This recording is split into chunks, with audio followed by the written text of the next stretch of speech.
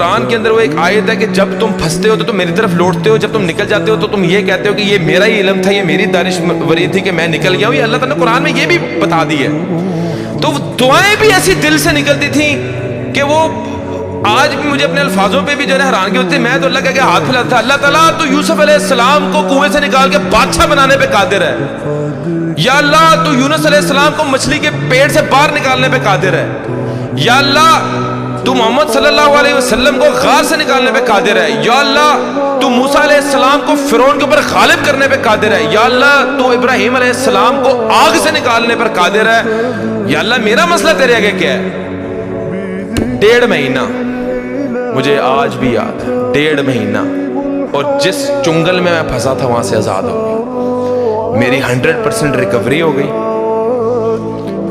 میں بالکل ایزی ہو گیا.